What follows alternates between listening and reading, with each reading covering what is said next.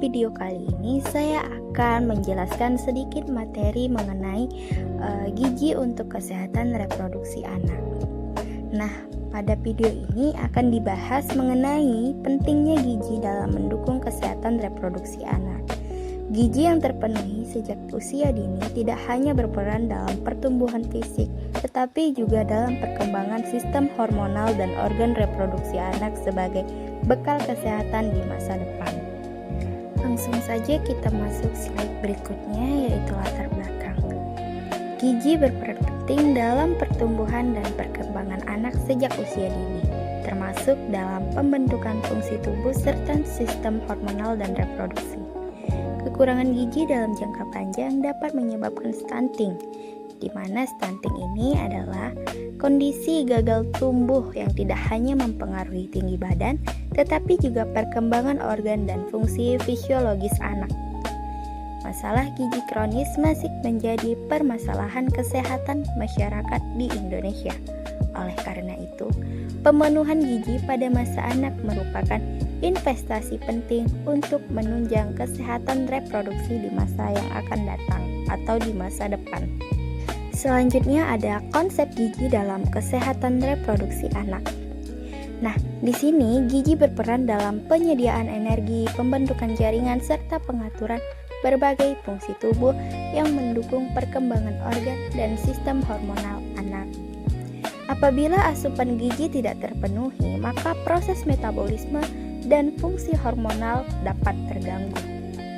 Maka, kondisi ini akan beresiko menyebabkan keterlambatan pubertas dan menurunnya kesehatan reproduksi ketika anak pada saat masa dewasa nanti. Oleh karena itu, pemenuhan gizi seimbang sejak masa kanak-kanak ini sangat penting sebagai upaya promotif dan preventif. Selanjutnya ada gizi pada anak.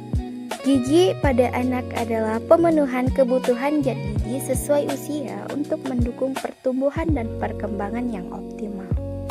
Masa anak-anak merupakan periode yang kritis karena kebutuhan zat gizi ini relatif lebih tinggi, baik itu zat gizi makro maupun zat gizi mikro. Dalam konteks kesehatan reproduksi, gizi berperan penting dalam pembentukan organ reproduksi dan menjaga keseimbangan hormon. Kekurangan gizi dalam jangka panjang dapat menghambat pertumbuhan serta menurunkan kualitas kesehatan anak di masa depan. Kebutuhan zat gizi makro. Nah, seperti yang sudah kita bahas di slide-slide sebelumnya, itu kan ada pembagian zat gizi itu terdiri dari zat gizi makro dan zat gizi mikro.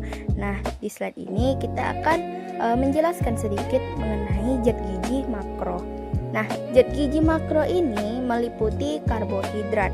Nah, karbohidrat itu fungsinya sebagai sumber energi utama.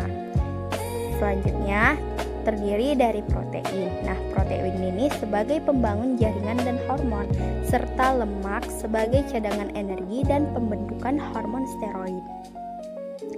Kekurangan zat gizi makro dapat menghambat pertumbuhan dan perkembangan organ tubuh, termasuk organ reproduksi.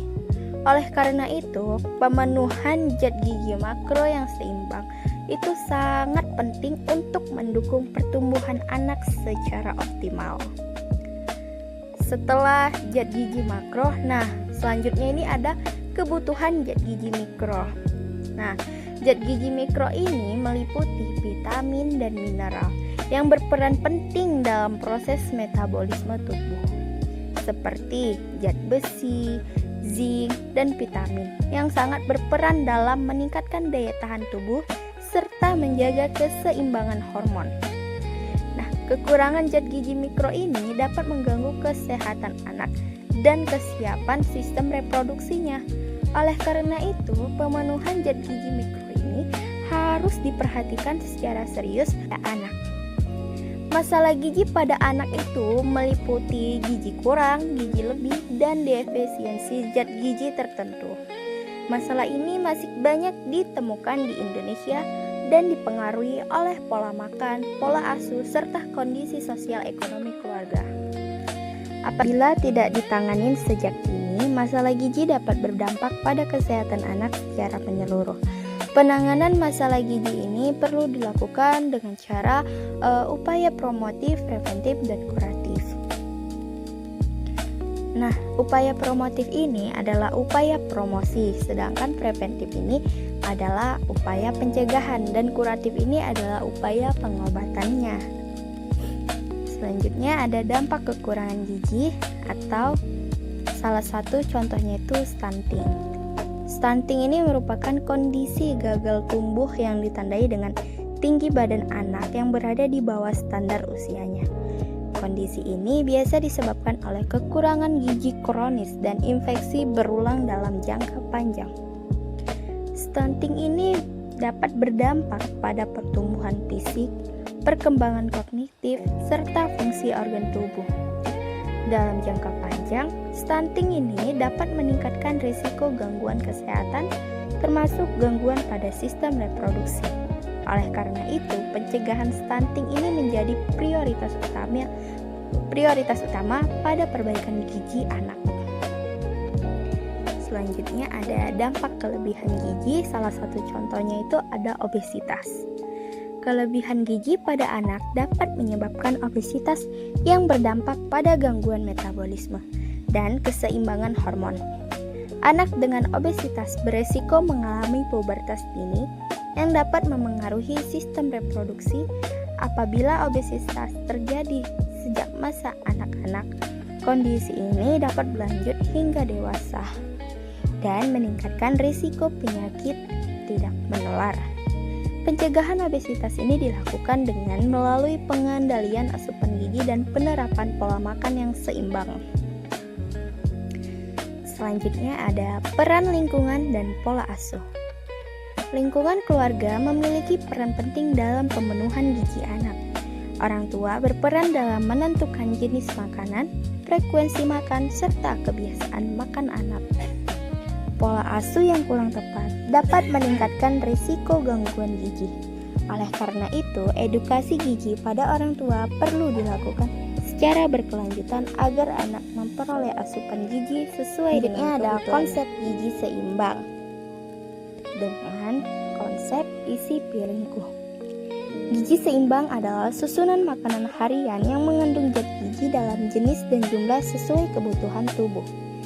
Konsep isi piringku ini menggambarkan proporsi makanan dalam satu piring, yaitu setengah piring terdiri dari sayur dan buah, serta setengah piring lainnya terdiri dari makanan pokok dan lauk pauk.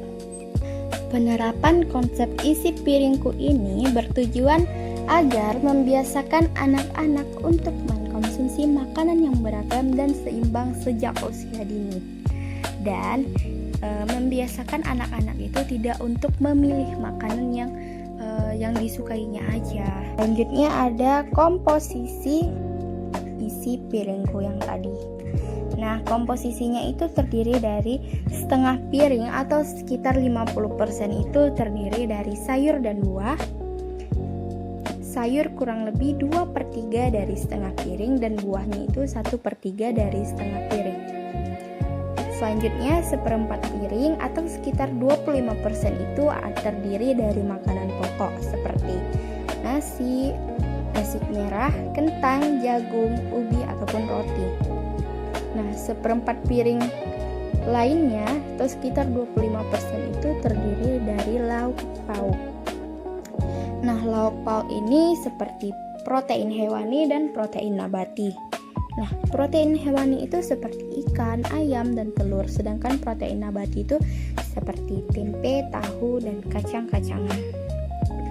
Adapun anjuran tambahan yang disarankan itu dengan mengkonsumsi minum air putih, batasi gula, garam, dan lemak, serta biasakan aktivitas fisik. Selanjutnya itu ada contoh menu gizi seimbang pada anak. Contoh menu gizi seimbang pada anak dapat diterapkan dalam menu sehari-hari, mulai dari pagi, siang, hingga malam. Menunya itu terdiri dari makanan pokok, lauk, sayur, buah, serta air putih. Nah, contoh Contoh menu gizi seimbang anak dapat kita lihat pada slide berikut ini. Contohnya itu di pagi hari, anak-anak mengkonsumsi nasi, telur dadar, sayur bayam, buah pisang, dan tidak lupa mengkonsumsi air putih. Pada siang hari, anak-anak mengkonsumsi nasi, ikan pepes, tumis wortel dan buncis, buah pepaya, dan tidak lupa juga dengan air putih. Pada malam, anak-anak mengkonsumsi nasi ataupun kentang, tempe dan tahu, sayur bening, buah jeruk, dan air putih.